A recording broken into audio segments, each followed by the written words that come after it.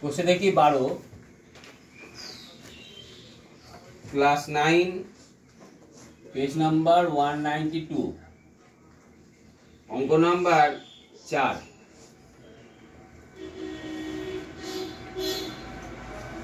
বলছে এবিসি একটি সমদ্বিবাহু ত্রিভুজ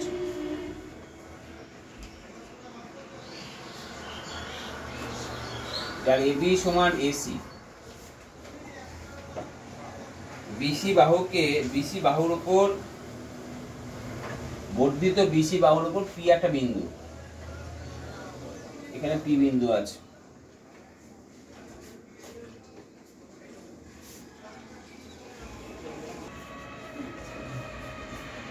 তারপরে বর্ধিত বিসি বাহুর উপর পি একটি বিন্দু, পি বিন্দু থেকে এবি আর এসির উপর লম্ব টেনেছি। পি বিন্দু থেকে এবির উপর লম্ব টানলাম, টেনেছি, হ্যাঁ। আর এসির উপর লম্ব এভাবে হয় না, এসির উপর লম্ব টানতে গেলে এটাকে বাড়ি দিতে হয়, বাড়ি দিলাম তাহলে লম্ব হবে। এবার লম্ব বুঝে গেছে? লম্ব নাম কি দিয়েছে? P Q R P R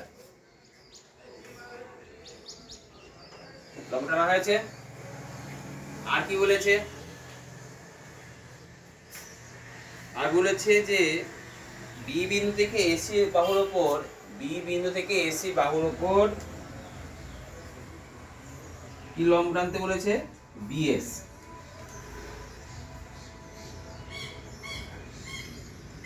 লম্ব টানতে বলেছে। তাহলে প্রমাণ করতে হবে যে, এবার এটা প্রদত্ত লিখে দেবা, আর প্রমাণ করতে হবে যে PQ মাইনাস PR সমান BS।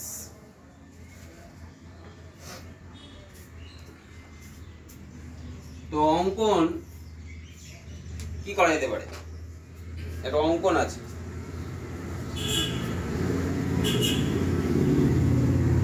অঙ্কন হচ্ছে A, P যুক্ত করা হলো।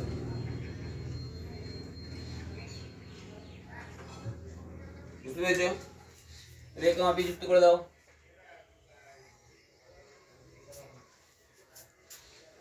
এবার দেখো, প্রথমে একটা ত্রিভুজ পেয়েছিলাম, প্রমাণ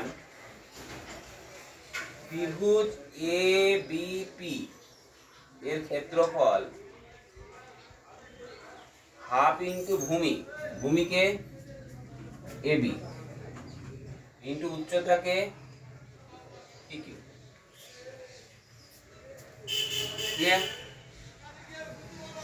আর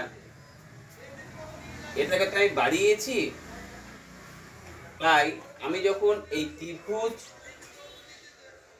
APC নেব, এই ক্ষেত্রফল করব হাফ ইন্টু ভূমি, যেটা হবে সেটা হবে AC ইন্টু PR। কেন হবে?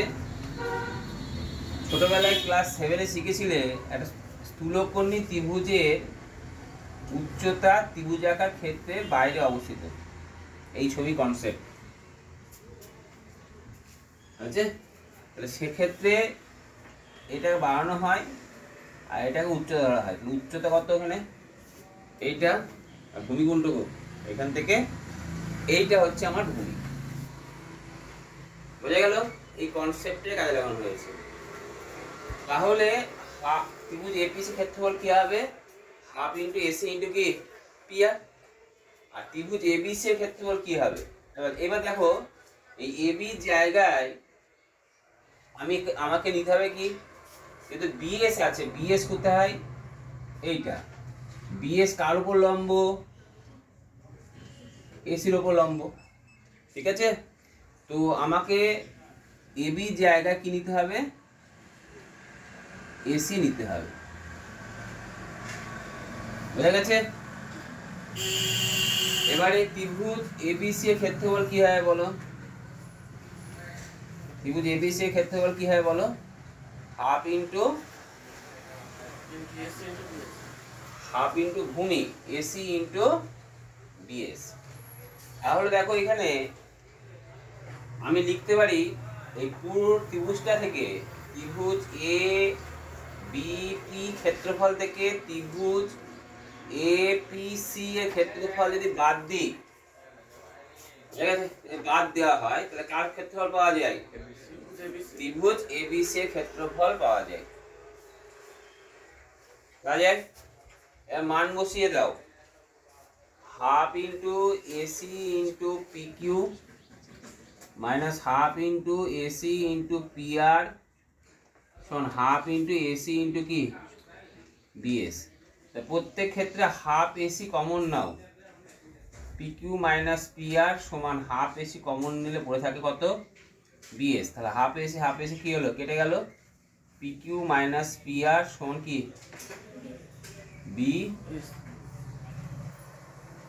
বিএস। বুঝতে পারলে?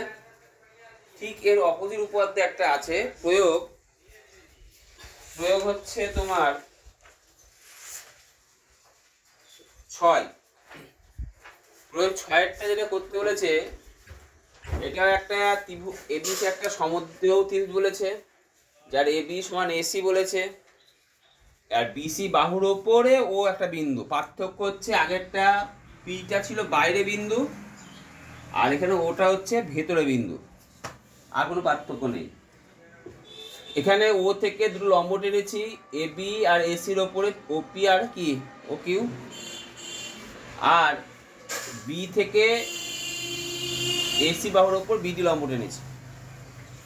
এখানে প্রমাণ করতে হয়েছিল P Q plus P minus P R সমান বিএস, আর এখানে প্রমাণ করতে হবে ওপি প্লাস ও কিউ সমান কি বিডি।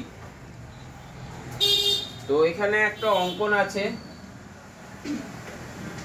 অঙ্কনটা কি? এ কমা ও যুক্ত করা হলো, যুক্ত করে দিলাম। এবার ত্রিভুজ এ ও বি এর ক্ষেত্রফল সমান কি হবে? Half into A B into ওপি। আবার এ বি সমান তুমি এসি জানো, তাহলে হাফ ইন্টু এসি ইন্টু ওপি লিখে দিলাম। একেবারে ত্রিভুজ এ ও সি ক্ষেত্রফল কি হবে? হাফ ইন্টু এসি ইন্টু কি ও কিউ। আর ত্রিভুজ এবিসি ক্ষেত্রফল কি হবে? হাফ ইন্টু এসি ইন্টু কি বিডি। তাহলে এখানে মূল দুটো ত্রিভুজ, ত্রিভুজ এ ও বি আর ত্রিভুজ এ ও সি এর ক্ষেত্রফল হচ্ছে ত্রিভুজ এবিসি এর ক্ষেত্রফল। এবার জাস্ট মানগুলো আমি বসিয়ে দিলাম, হাফ এসি এখান থেকে কমন নিলাম, পড়ে থাকলো কে ওপি প্লাস ও কিউ, আর এখানে যা ছিল তাই লিখে দিলাম। দিয়ে হাফ এসি কেটে গেল, দিয়ে ওপি প্লাস ও কিউ সমান কি দাঁড়ালো? বিডি দাঁড়ালো। তাহলে দুটো উপপাদ্য একই টাইপের, শুধু একটা ওটা ছিল ভিতরে বিন্দু, আর এদিকে এই যেটা করতে বলা হয় 4 নম্বরটা, এটা হচ্ছে পিটা হচ্ছে কোথাকার বিন্দু? বাইরের বিন্দু। আর কোনো পার্থক্য নেই, বাদ বাকি সব একই টাইপের। তো একটা পারলে আর একটা পারা যাবে, ইজি হবে।